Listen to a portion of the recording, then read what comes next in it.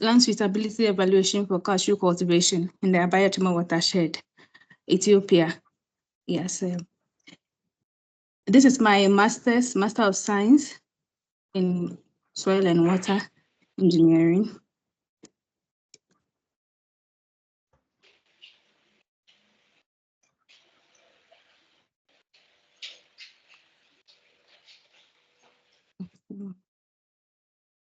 Next slide, please.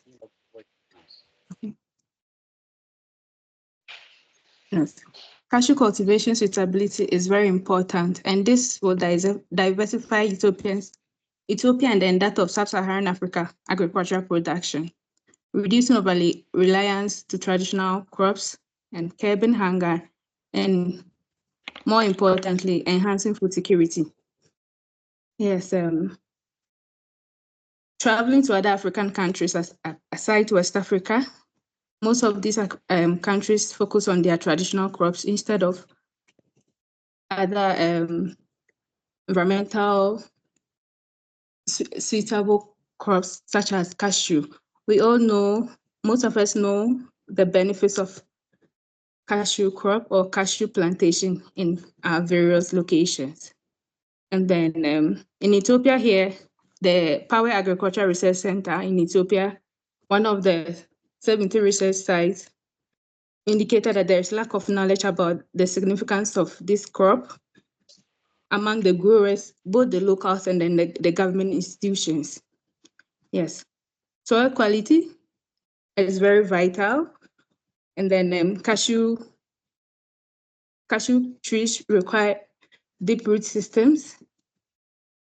For good production, rainfall must be around 1,000 to 2,000 millimeters.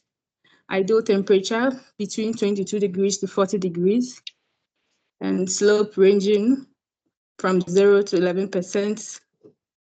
That's for most agricultural crops, yes. Availability to water source for irrigation during the nursery, and then overall plant growth is very important. This is, next slide, please. The methodology, you can see the study area, the map of my study area.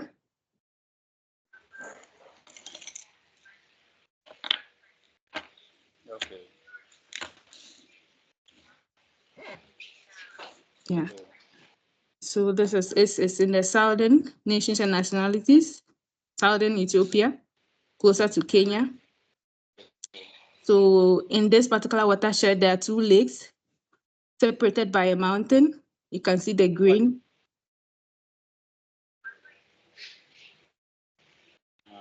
Yeah, and my study relied on digital soil map from Harmonized World Soil Database. It's free for students, mostly students and researchers. And I looked at the soil texture, drainage, and depth. Then Meteorological Agency South for climate data, I focus on average rainfall and minimum and maximum temperature. Digital elevation model then for proximity to water sources, slope and elevation data. USGS Earth Explorer for Landsat 8 images between 2020 and 2023 for land cover patterns. Extracts were made by maps interpolated from IDW and classified on ArcMap 10.8. Yes, I use EDAS Imaging 2014 software for the land use land cover classification, and raster calculations was done on Excel sheet. I use AHP hierarchical structure, in which it is a goal to keep the first level and sub criteria. So I use nine criteria, 9 parameters.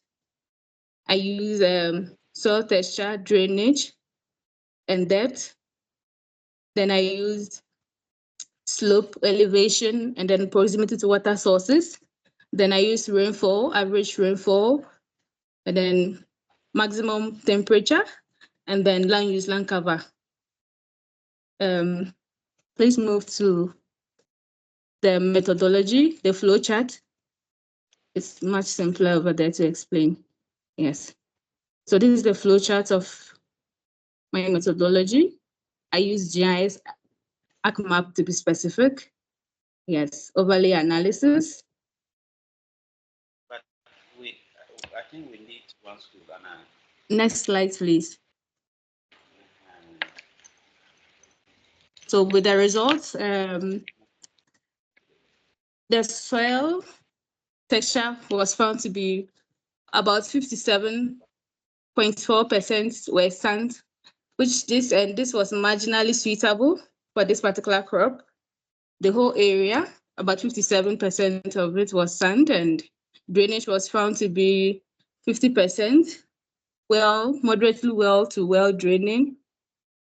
And then soil depth, it was less. Not from literature review, soil depth is supposed to be above 100 centimeters, but for this particular study area, the highest soil depth was between 64 to 100 centimeters. And then the climate conditions, rainfall had 60%, moderately to highly suitable for the crop. And then temperature was found to be 74% of the study area. And then next slide, please. Yes, Ghana Education Service. Next slide, please. Okay, are they aware already? So this is from literature review, the calculations done based on pairwise comparison and criteria weight score. This was the calculations I had. And the far left corner, right corner, you can see the percentage, criteria weight percentage. That was the percentages used to do the overlay analysis. Next slide, please.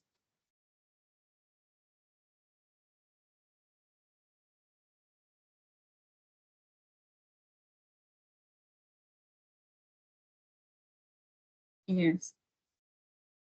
So in terms of slope and elevation, 57% of the study area was between 0 to 11%.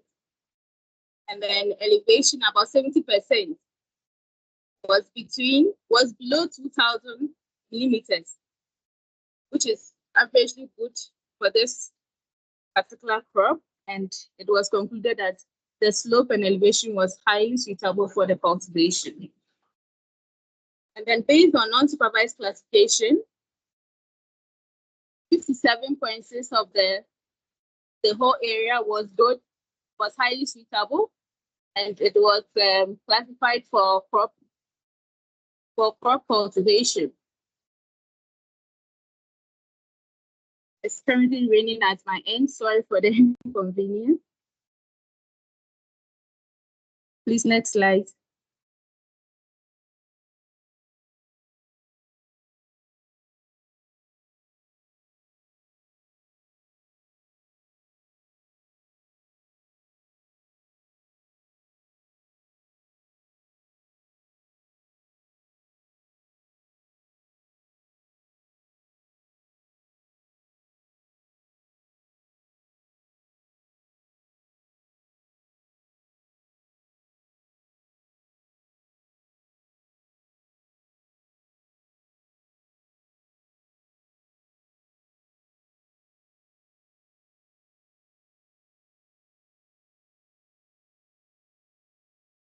Hello, Susanna, can you see the slide? Okay, I was muted again. Okay, so with the overall mapping, this was the table. We had about 8% was highly suitable, about 81% was moderately, and then 9% was not totally. Then the area of the lake was less than 1%. Please, the next slide. Yeah. This is overall map. Using the ArcMap, this was what I had. But from the legend, you can see the highly suitable in green, moderately in yellow, and not suitable in red. Then the lake shape file in blue. Next slide. So research policy and implications. We recommended that cultivation of nutritious crops like cashew for rural and urban populations to combat the hidden hunger, emphasizing nutrition as a top policy agenda for food security, especially within sub-Saharan Africa.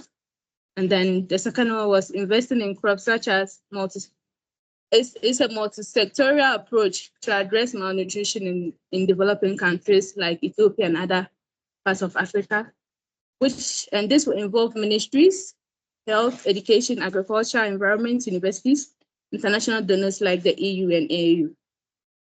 Next.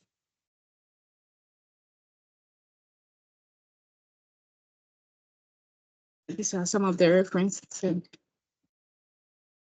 Thank you. Okay, thank you very much, Susanna, for the presentation. We will move on to